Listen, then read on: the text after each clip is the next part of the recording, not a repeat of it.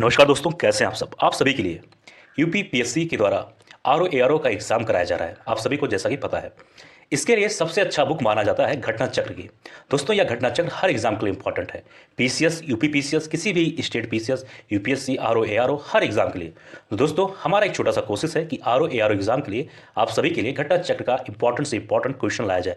तो दोस्तों, इसी सिलसिले में ये छोटा सा सीरीज आप सभी के लिए।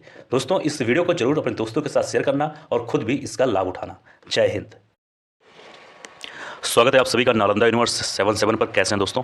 आज मैं बात करने वाला हूं जनरल साइंस के बारे में, और आज के वीडियो में हम स्टार्ट करने वाले हैं रसायन विज्ञान के बारे में। दोस्तों, बहुत इंपॉर्टेंट सीरीज है ये जनरल साइंस से संबंधित, और ये यूपीपीएससी आरओ एआरओ का है, जैसा आप सभी को पता है, स्पेशल सीरीज। अगर आप पीसीएस की भी तैयारी कर रहे हैं तो उसके लिए भी जाहिर सी बात है ये वीडियो इंपॉर्टेंट ही रहेगा। तो चलिए शुरू करते हैं आज का वीडियो बिना ज़्यादा कुछ टाइम वेस्ट किए। पहला सवाल है यहाँ पर, इसमें लिखा है कि परमाणु जिनमें प्रोटोनों की संख्या समान पर न्यूट्रॉनों की संख्या विभिन्न रहती है। देखो, इसको मैं बोल सकता हूँ प्रोटॉन, इसको बोल सकता हूँ न्यूट्रॉन। ठीक है, क्या पूछा गया? संख्या भिन्न भिन्न रहती है। अब देखो, इसका उत्तर हो जाएगा सही ऑप्शन नंबर डी, यानी कि हिंदी में कहें समस्थानिक, इंग्लिश में कहें तो आइसोटोप, यानी पॉइंट नंबर डी वाला है, ऑप्शन नंबर डी सही है। ठीक है, अब ध्यान से सुनना मेरी बात को।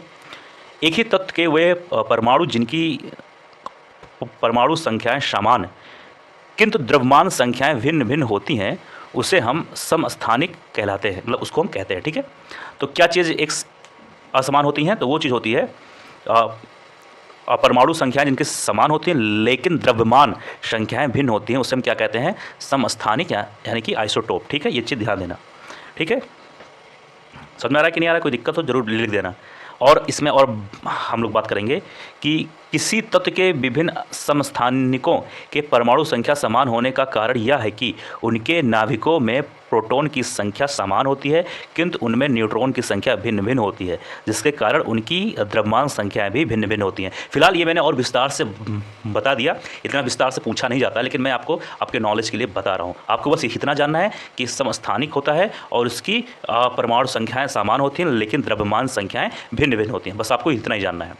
आगे है, इसमें पूछा गया है समस्थानिक होते हैं किसी एक ही तत्व के परमाणु जिनका, इसका सही उत्तर हो जाएगा बी, यानी कि परमाणु भार भिन्न परंतु परमाणु क्रमांक समान होता है। ठीक है, अभी जो हम लोगों ने बात किया, तो क्या है कि समस्थानिक होते हैं, कौन होते हैं? ये मतलब है कि किसी एक ही तत्व के परमाणु जिनका, तो यहाँ हो जाएगा बी, यानी कि परमाणु भार भिन्न परंतु परमाणु क्रमांक समान होता है। ठीक है, आगे बढ़ते हैं। इसमें है कि निम्नलिखित में से किस कण का व्यास 0.002 मिलीमीटर से कम होता है? तो इसका सही उत्तर हो जाएगा ऑप्शन नंबर ए, यानी कि मृत्तिका का। ठीक है, क्या हो जाएगा? मृत्तिका, इसको आप इंग्लिश में कहेंगे क्ले। अगला सवाल है, नाभिक के आकार की कोटि निम्नलिखित होती है? तो इसका सही उत्तर हो जाएगा ए, यानी कि 1 × 10⁻⁻10 मीटर। ठीक है, तो ध्यान देना। तो इसके बारे में अगर और बात करें तो ध्यान से सुनना मेरी बात को। यहाँ पे क्या पूछा गया है? नाभिक के बारे में। अब हम बात और थोड़ा विस्तार से करने वाले हैं, तो ध्यान देना दोस्तों कि परमाणु की त्रिज्या जो होती है वो होती है लगभग 10⁻⁻10। ठीक है, क्या होती है? परमाणु की त्रिज्या इतनी होती है। ठीक है, जबकि नाभिक की त्रिज्या जो कितनी होती है? इतनी होती है। यहाँ पे पूछा गया नाभिक के बारे में, लेकिन मैंने आपको नाभिक के बारे में बताया और परमाणु के बारे में बताया, तो कभी कोई पूछ रहे तो आपको मालूम होना चाहिए। ठीक, आगे बढ़ते हैं। इसमें है कि निम्न में से किस पदार्थ की विद्युत चालकता सर्वाधिक है? विद्युत चालकता, ध्यान देना, अच्छा सवाल है। इसका सही उत्तर हो जाएगा बी, यानी कि चांदी। तो ध्यान देना कि चांदी ऊष्मा तथा विद्युत की सर्वोत्तम सुचालक होती है, ध्यान देना इस बात पर। आगे है, निम्न में से किस धातु को प्राप्त करने हेतु बॉक्साइट आवश्यक है? बहुत अच्छा सवाल है, सही उत्तर हो जाएगा सी, यानी कि एल्युमिनियम। ठीक है, तो ध्यान देना। इसमें हम बात करेंगे दोस्तों कि बॉक्साइट एल्युमिनियम का मुख्य आयशक है, जो एल्युमिनियम के जल योजित ऑक्साइड के रूप में पाया जाता है, या प्रधानतया गिब्साइट, बोहाइट एवं डायस्पोर का सम्मिलित रूप होता है, यह सर्वप्रथम दक्षिण फ्रांस में लेस बॉक्स नामक स्थान पर पाया गया था, इसीलिए इसका नामकरण बॉक्साइट किया गया था। ठीक है, ये चीज़ ध्यान देना। ठीक है, और इसमें बात करेंगे थोड़ा सा, एल्युमिनियम धातु का निष्करण मुख्यतः बॉक्साइट आयशक से विद्युत अपघटन विधि द्वारा किया जाता है। आपको बस इतना जानना, जो मैंने यहाँ पर लिखा हुआ है सवाल, मैं आपको और थोड़ा एक्स्ट्रा बता रहा हूँ कि आपको जानकारी होनी चाहिए कि कभी भी अगर सवाल आ जाए एग्जाम में, तो जब आप चीज़ों को सुनते रहेंगे, ध्यान देते रहेंगे, तो कोई भी सवाल आपसे मिस नहीं होगा। ठीक है, ठीक, अब आगे बढ़ते हैं। इसमें कहा गया एल्युमिनियम धातु को प्राप्त किया जाता है, इसका सही उत्तर हो जाएगा सी, यानी कि बॉक्साइट से, जो भी हम लोगों ने इससे पहले बात किया। ठीक है, समझ में आ रहा है कि नहीं आ रहा है? अच्छा, कभी पूछ ले कि पिच ब्लेंड से क्या प्राप्त किया जा सकता है, तो वो हो जाएगा यूरेनियम। और कभी ये पूछ ले कि ग्रेफाइट से क्या मिल सकता है, तो वो होगा कार्बन। और बॉक्साइट के बारे में तो मैंने बता ही दिया। ठीक है, अब क्या आता है लास्ट में, एक अर्जेटाइट से क्या प्राप्त किया जा सकता है, तो नंबर डी से हो जाएगा चांदी। ठीक है, तो कभी पूछे तो आपको मालूम होना चाहिए। अगला सवाल है, यहाँ पर 2 सूची दिया गया है। एक सूची में, एक रुक जाइए, कुछ नाम है, दूसरी सूची में भी कुछ नाम है, तो बताना है कौन सा किससे संबंधित है। अब ध्यान से सुनना इसके उत्तर के बारे में। देखो दोस्तों, इसका उत्तर जो है ना, एक मिनट जाइए, 1 मिनट। ए में क्या लिखा हुआ है, हीरा। ठीक है, तो दोस्तों एक ए यानी हीरा का संबंध होगा कार्बन से, अभी मैं आपको विस्तार से समझाऊंगा। बी में क्या है, संगमरमर, इसका संबंध हो जाएगा एक यानी कैल्शियम से। सी में है बालू, इसका संबंध हो जाएगा नंबर 2 यानी कि सिलिकॉन से।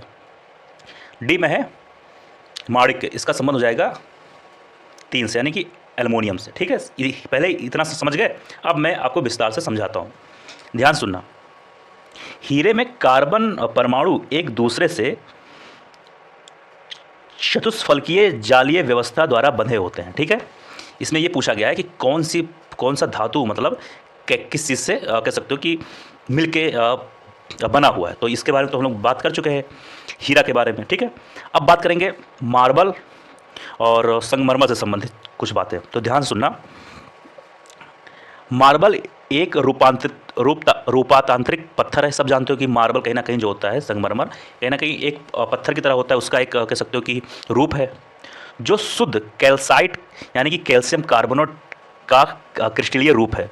ठीक है, तो जो कि शुद्ध कैल्साइट से बना होता है। ठीक है, मार्बल समझ में आ रहा है कि नहीं आ रहा है। और रेत यानी कि बालू, रेत का प्रमुख संगठक जो है दोस्तों, वो है सिलिका यानी कि सिलिकन, या फिर उसको हम सिलिकॉन भी कह सकते हैं। ठीक है,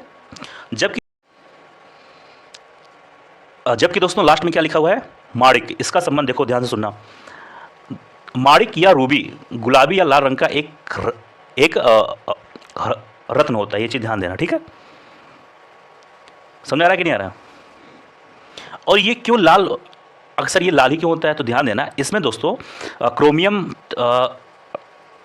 तत्व पाया जाता है, इसीलिए माणिक या मतलब रूबी अक्सर लाल ही होता है। ठीक है, देखो मैं जितना कोशिश हो रहा है मैं आपको बता रहा हूँ, समझा रहा हूँ। ठीक है, क्या कैसे संबंधित है, तो आपको देखो इतना डीपली किसी एग्जाम के लिए कोई नहीं समझाता जल्दी। हाँ होते हैं वीडियो, लेकिन कम होते हैं, तो मैं समझा रहा हूँ कि सिर्फ आंसर बताना मेरा काम नहीं है, मैं जितना हो सकता है अंदर तक बताता हूँ कि कभी कोई सवाल पूछ ले तो आपका मिस ना हो। ठीक है, यहाँ पर इस सवाल में ये पूछा गया दोस्तों कि निम्नलिखित में से कौन सा युग्म सही सुमेलित नहीं है या नहीं है, तो ध्यान देना।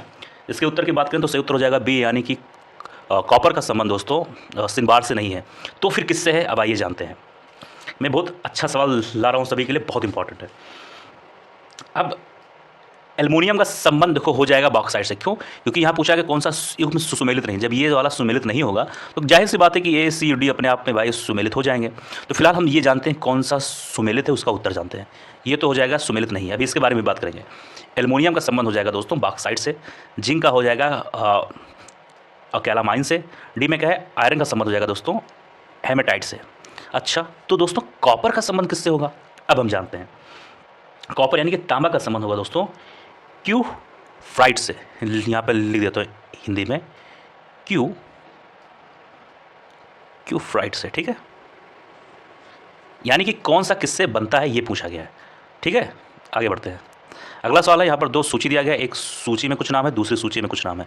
फिलहाल ये तो वही सेम सवाल है जो अभी हम लोगों ने बात किया था, सेम सवाल है जो यहाँ पर हम लोगों ने बात किया था, ये वाला। ठीक है, वही वहाँ पर बालू था, यहाँ पर संगमरमर दिया हुआ, बस सेम सवाल है, कोई दिक्कत नहीं है। ठीक है, यहाँ पर ये पूछा गया है, ये इंपॉर्टेंट सवाल है, निम्नलिखित में से कौन सा पदार्थ पृथ्वी पर प्राकृतिक रूप से पाया जाने वाला सबसे कठोर पदार्थ है। यहाँ पर आप थोड़ा सा कन्फ्यूज हो जाएंगे, बहुत सारे बच्चे कहेंगे कि सर इसका उत्तर बी है, लेकिन ना, बी नहीं है, इसका उत्तर सही होगा डी। क्यों, क्योंकि दोस्तों हीरा जो है वो पृथ्वी पर, इस सब पे ध्यान देना, प्राकृतिक रूप से पाया जाने वाला सबसे कठोर पदार्थ है। ठीक है, प्राकृतिक रूप से, तो ये चीज़ ध्यान देना। ठीक है, इस चीज़ पे कंफ्यूज मत होना, हीरा जो है दोस्तों वो प्राकृतिक रूप से सबसे ज़्यादा कठोर होता है। अगला सवाल है, निम्नलिखित में से क्या जल से हल्का होता है। सही उत्तर हो जाएगा बी यानी कि सोडियम। ठीक है, सोडियम का अपेक्षित घनत्व 0.97 होता है। ठीक है, जल से हल्का होने के कारण या जल में तैरने लगता है, ये भी आपको मालूम होना चाहिए। अगला सवाल है, निम्नलिखित में से कौन सा लौह धातु के क्षयकरण में आवश्यक है? सही उत्तर हो जाएगा बी, यानी कि ऑक्सीजन तथा नमी। लौह धातु के क्षयकरण यानी कि जो जंग लग जाता है ना, इंग्लिश और अच्छे भाषा में कहें तो मूर्छा, के लिए ऑक्सीजन तथा नमी की आवश्यकता होती है, जिसे हम लोहे में जंग लगना भी कहते हैं, इंग्लिश में कह सकते हैं रस्टिंग ऑफ आयरन। तो दोस्तों यह था आज का वीडियो, मुझे उम्मीद है वीडियो पसंद आया होगा। किसी सवाल में कोई डाउट, कोई चीज़ ना समझ में आया हो, जरूर कमेंट बॉक्स में लिख देना। मिलते हैं किसी और वीडियो में। जय हिंद, जय भारत।